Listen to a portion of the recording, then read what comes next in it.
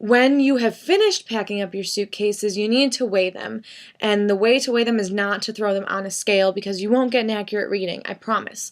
You have to yourself get on the scale, see how much you weigh. You don't have to share with anybody, just yourself. Just know what the number is. Get off the scale, pick up your suitcase, get back on with the suitcase, and then subtract the two to find out how much your suitcase weighs. They're not going to be lenient on you. If you're 2 pounds over, you have to remove 2 pounds worth of clothes or whatever, because they will charge you for the extra 2 pounds. And believe me, those fees are astronomical. They're ridiculous. You don't want to get stuck with those fees.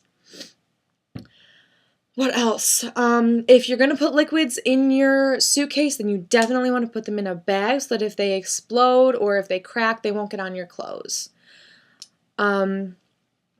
Really, the biggest thing that I can stress is to just only take what you need. And remember, especially if you're flying, that you're going to buy stuff wherever you are.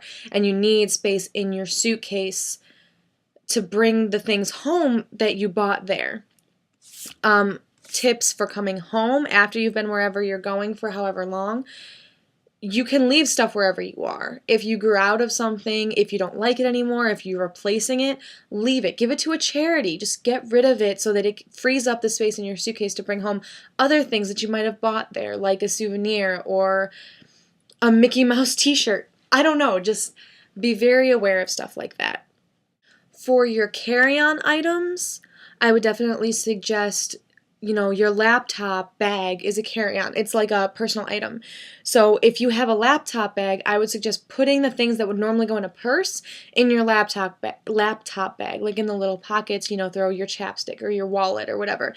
And don't have that extra bag because that's just a hassle for you. It's a hassle for the person that you're sitting next to on the plane.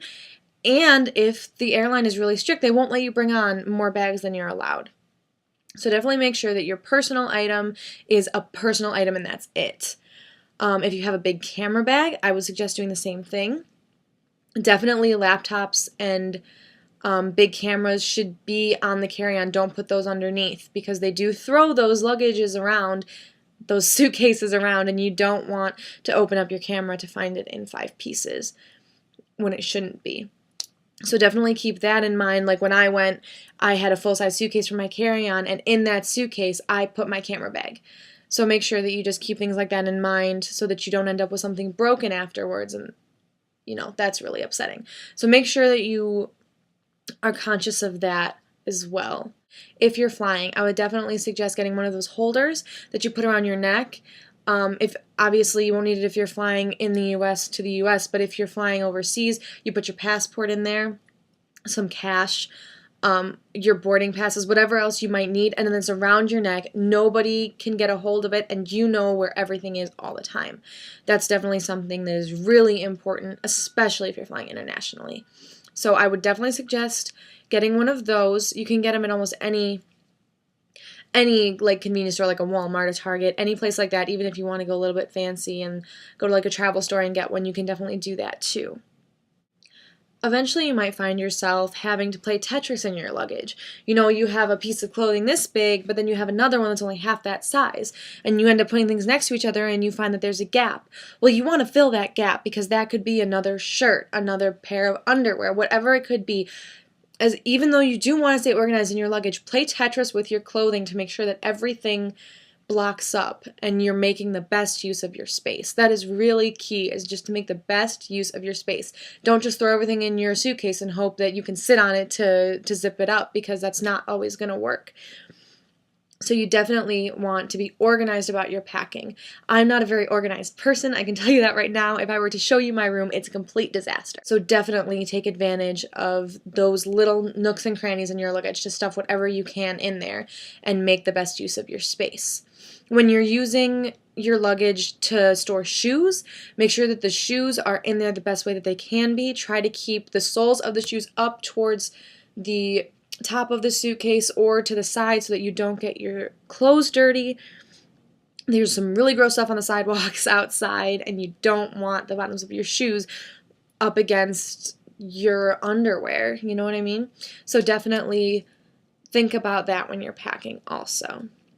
Ladies, if you're going to be packing jewelry, I definitely would not suggest that you just throw it in with the rest of your stuff. Get another Ziploc, get some tissue paper. I know it's going to take a while, but take your necklaces, wrap them up, take your earrings, wrap them up, wrap everything up and put them in a Ziploc that you can vacuum seal. That way everything's not moving around too much, everything's in its own bag. And stuff shouldn't get too tangled that way. I took all my necklaces and I put a piece of tissue paper through them and then wrapped them up that way. That way nothing got tangled and everything stayed separate. And that was a really great thing. And I know it's a little bit more labor intensive, but excuse me, trust me, it's worth it.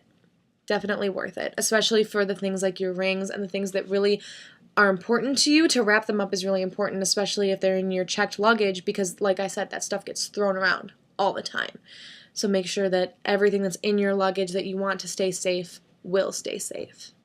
Another little disclaimer for if you're going overseas, don't bring your curling irons, your straighteners, your crimpers, any kind of heating appliance for your hair. Your hair dryers, don't even bring them. Even if someone tells you you can use an adapter, because 8 out of 10 times you will blow the circuit and you will blow the appliance, the straightener or whatever you have, and it won't work anymore and you'll just have to buy a new one anyway. Definitely go ahead and leave it at home and buy a new one wherever you are.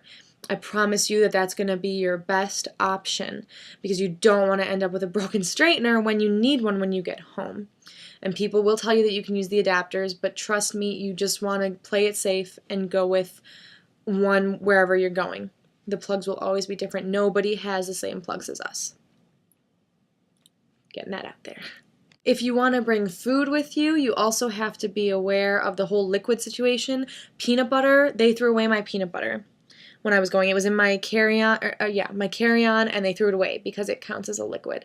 So just be very aware of that. And if you're going to bring things like, I don't know, if you're coming back from a country and you want to bring a bottle of wine back with you, it has to be in your checked luggage. Make sure you look at the rules for that for the countries that you're traveling between, because they can be different wherever you're going. Also, the airlines might have specific guidelines on liquids in your checked luggage, so make sure that you look at all of that.